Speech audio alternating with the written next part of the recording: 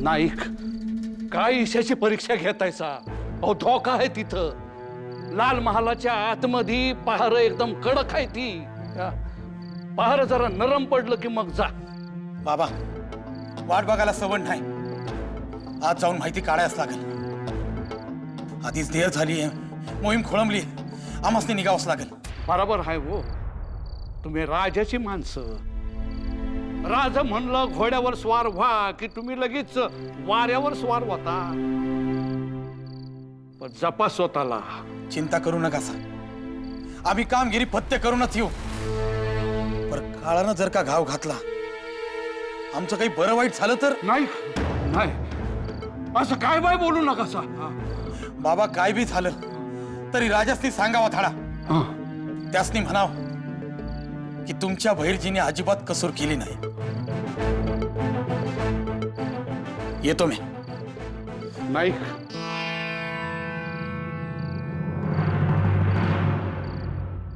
तलवार। बाबा, आम्ही माराया नाही, माहिती काढायला चाललोय। आणि तिथं चुकून पकडल्या गेलो तरी राजांचं हेर आहे, मरण पाठीवर घेऊन फिरतोय। आणि काय वंगाळ घडलं तो यो सुरा आहेच, यो स्वतःच्याच काळजात खुपसून मरतोय। नाही हो नाईक। बाबा, पण आम्ही कोणच्या मोहिमेवर आलतो, कोणाचं हेर आहे हे शत्रूच्या बापाला बी कळू द्यायचो नाही। मग जगलो तरी बी येळकोट आणि मेलो तरी बी येळकोट। नाही पोरा, असं काय वंगाळ बोलू नकस ना, असं काय वंगाळ बोलू नकस। बाबा, येतो मी। तांबडं फुटाच्या आत जर का नाही आलो तो ह्या नायकांचा बहिर्जी मेला म्हणून समजा। नाईक, बाबा रडू नका सा, स्वराज्यासाठी एक वेळ रागात सांडलं तरी चालेल, पण आसव नाही। येतो मी। यशस्वी हो। होय।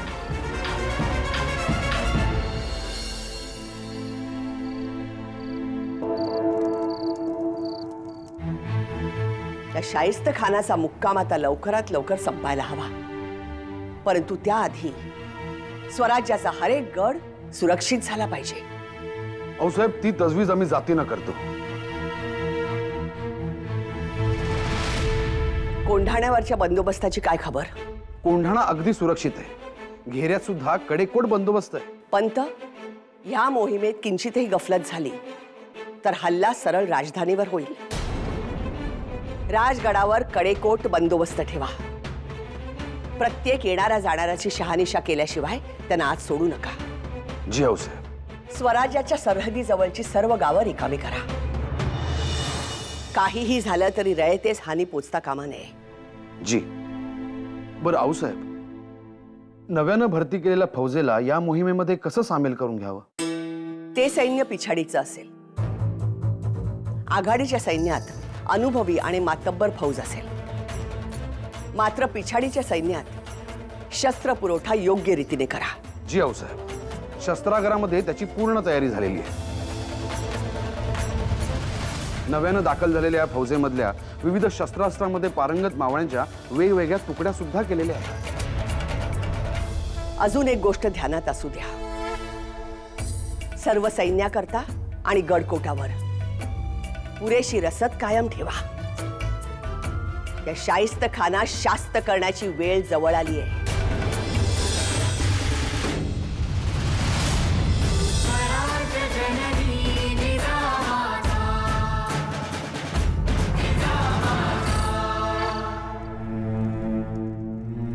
डाक्टराणी साहेब, डाक्टराणी साहेब, काय झालंय? एवढ्या चिंतेत का दिसताय? चिंता करू नको तर काय करू थोरल्याबाई साहेब? आम्हाला तर वाटलं होतं गनिमी काव्याची मोहीम म्हणजे धडक लाल महालाच्या आत जाऊन शाहिस्त खानावर हल्ला करण्याचा मनसुबा असेल, पण इकडे गडावर तर युद्धाची तयारी सुरू आहे, हेच ना? हो, पण हे सगळं कशासाठी आम्हाला तर काहीच कळत नाहीये हो। धाकट्या राणी साहेब, ही मोहीम गनिमी काव्याची असली तरी जीवावरची आणि जोखमीची देखील आहे। 1,00,000 मोगली फौजेत शिरणं म्हणजे किती जिकरीचं. अशा वेळी जर मोहीम फसली तर जीवावरही बेतू शकतो. बाईसाहेब, मग गनीम आपल्या मागावर येईल, जबर हल्ले चढवेल. तेव्हा आपली तयारी हवी म्हणून हा सगळा खटाटो. पण आई भवानीचा आशीर्वाद आणि थोरल्या महाराज साहेबांनी दिलेलं अस्त्र म्हणजेच गनिमी कावा, याच्या जोरावर राजे नक्की बाजी मारतील. विश्वास आहे आमचा. हत्या राणी साहेब, तुम्ही नका काळजी करू.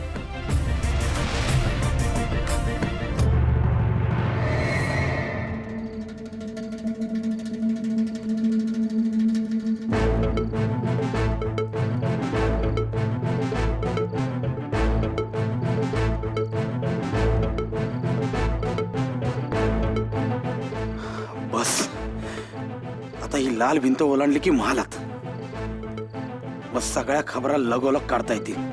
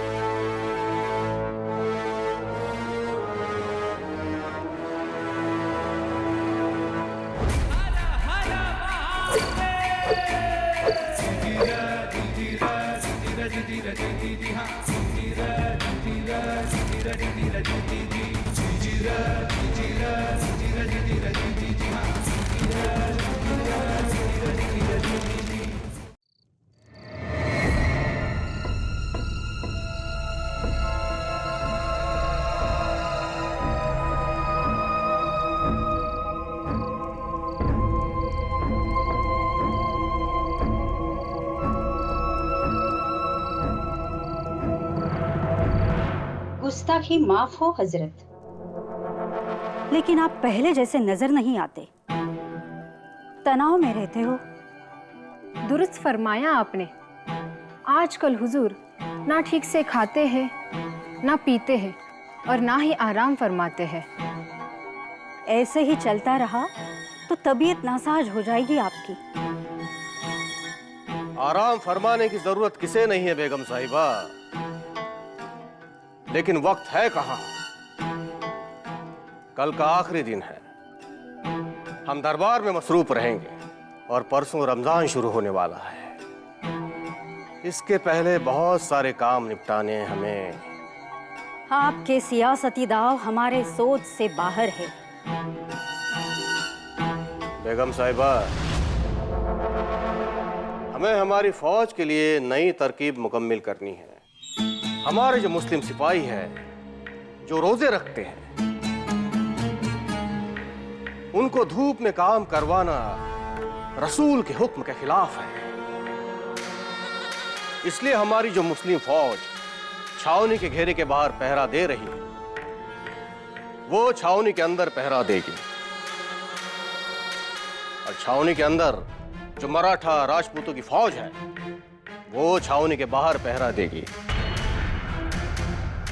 इससे हमारी मुस्लिम फौज को दिन में आराम मिलेगा. हमें लगता है कि यहीं खुदा की इबादत होगी. जागते रहो, जागते रहो, जागते रहो, जागते रहो, जागते रहो, जागते रहो.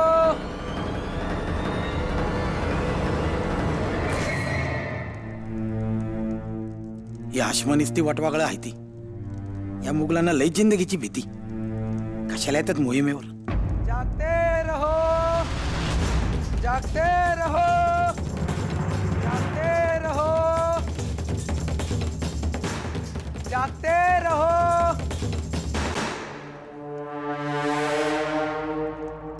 लाल महालाच्या मागल्या भिंतीपर्यंत बहिर्जी पोहोचलं. आता एकदा का त्यांनी भिंत ओलांडली का घोडं गंगेत आलं म्हणायचं. होय सुभेदार, बहिर्जींनी भिंत ओलांडली की मग लाल महालात शाहिस्तेखानानं काय काय बदल केले ते आपल्याला समजेल आणि मग लाल महालात शिरण्याची दिशा निश्चित करता येईल. सुभेदार, एकदा का लाल महालात शिरण्याची दिशा निश्चित झाली की मग शाहिस्तेखानाची दशा व्हायला देर लागणार नाही. राज, पर अजून महालाच्या आत काय काय आहे याची खबर आली नाही ना हो बहिर्जींकडनं. आपले बहिर्जी त्या प्रयत्नात असतीलच.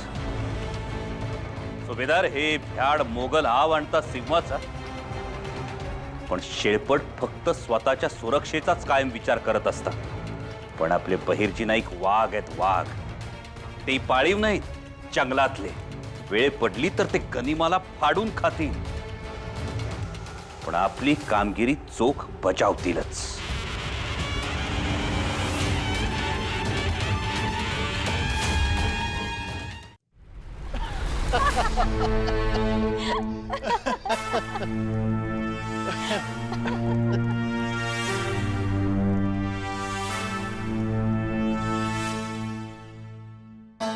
सुभान अल्लाह, ये हवा का झोंका भी आप ही की तरह मासूम और नायाब है, पर ये शराब है कि गर्मी बढ़ा रही है. शराब की वजह से नहीं हजरत, इस दक्कन की धूप की वजह से गर्मी होती है. हमारी तबीयत तो नासाज हो गई. हम तो यहाँ से जल्दी वापस लौटना चाहते हैं. अब आदत डाल लीजिए बेगम साहिबा, दक्कन की भी और यहाँ के मौसम की भी. या अल्लाह, मतलब रमजान खत्म होते ही सिवा के साथ जंग हो गई.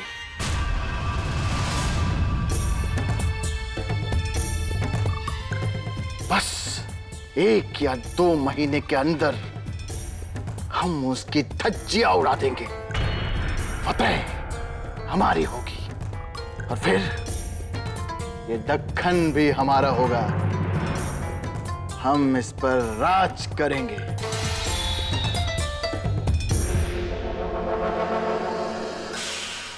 दख्खन तुमचा फते असेल. अरे फते, तुला एवढं सोपं वाटलं हे सगळं? आता खेळ तर तुझ्या अब्बाजांचा खतम होणार आहे. क्या हुआ हुजूर? कुछ नहीं. चलिए टहलने चलते हैं. जी इस वक्त नहीं. क्यों? इतनी रात जो हुई है. चलिए बेगम साहिबा, वैसे भी आप हमें बड़े देर से हवा फरमा रही हैं. आपके हाथ भी दर्द हो रहे होंगे और दिख रहा है कि आपको गर्मी महसूस हो रही है. चलिए. जी लेकिन चलिए बेगम साहिबा, चलिए.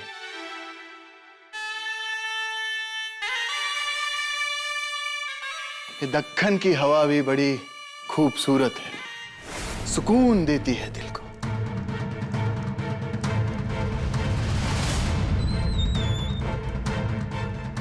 रुकिए बेगम साहिबा, आज इस तरफ चलते हैं.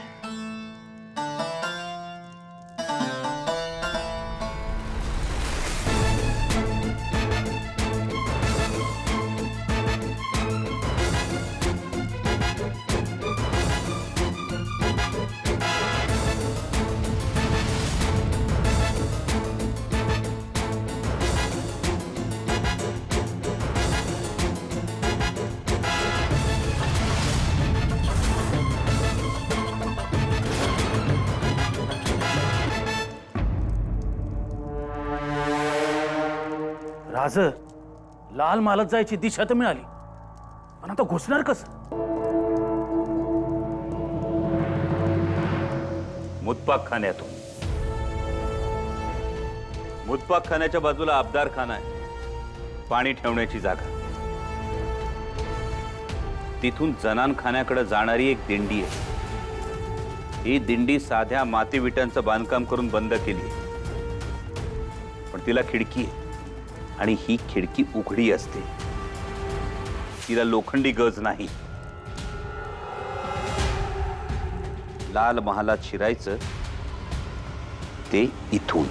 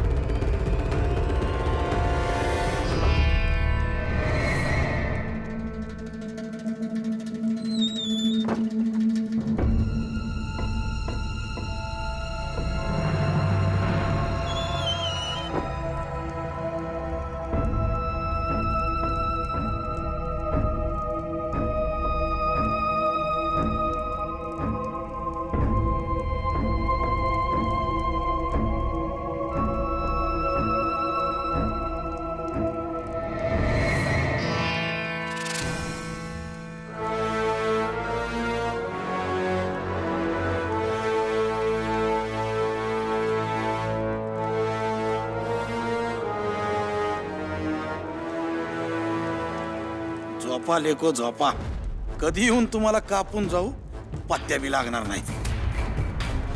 खिडकी सापडली.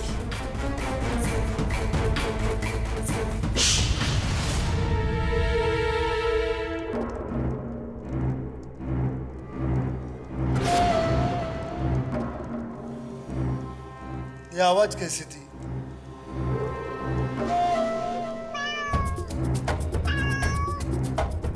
अरे कुछ नहीं, बिल्ली थी. सो जा सो जा.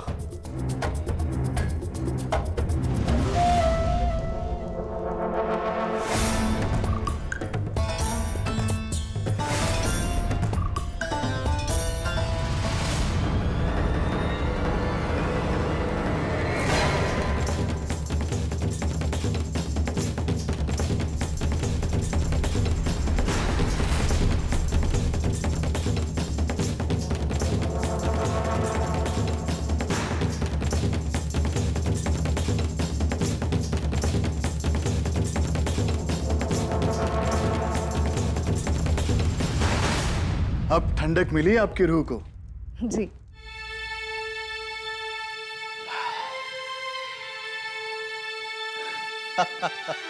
बहुत खूब. अच्छा हुआ ना हम बाहर टहल कर आए. आपके हाथों को आराम भी मिला और हमारा एक काम भी पूरा हुआ. वो क्या?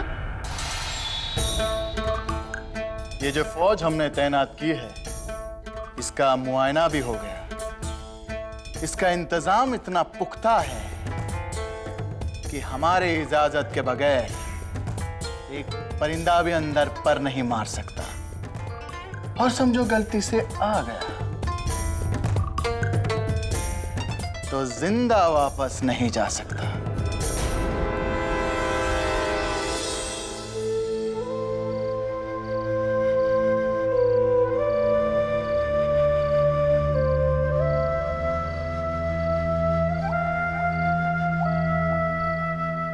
तांबडं फुटायची येळ आली तरी अजून नाही क माघारी कसं नाही आलं?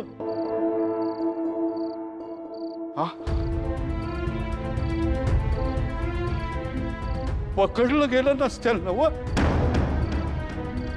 नाही नाही, असं विपरीत काय घडाय नको. नाही नाही, असं काय बी होणार नाही. असं काय बी होणार नाही. पांडुरंगा, इतला माझ्या नायकाची काळजी घे रे बाबा. हे झालंच राज. म्हणजे मुतपाकखान्यातून आत येऊन शान मोरल्या दिंडीजवळच्या खिडकीजवळ पोचू, तिथलं ते कच्च्या इटांचं बांधकाम तोडून भगदाड करू. पण या समध्या आवाजानं मुतपाकखान्यात झोपलेली आचारी नोकर चाकर ती भिजती पानकी समजे जागे झाले. म्हणजे सुभेदार दिवसभर काम करून ते सगळे थकून भागून झोपले असतील. आपण कामच एवढ्या सावधपणे करायचं की या कानाची त्या कानाला खबर लागता कामा नये. तरी एखाद्याला जाग आलीच तर दैव फिरलं म्हणायचं त्यांचं निरुपाय आहे. मी आता तडक खानाच्या दालनात जाऊन त्यासनी वडत आणून तुमच्या पायाशी टाकणार आहे. मग हाय आमची समशेर आणि त्याची मानकुटी. हो हो हो सुभेदार, बहिर्जींकडून पक्की खबर तर येऊ द्या.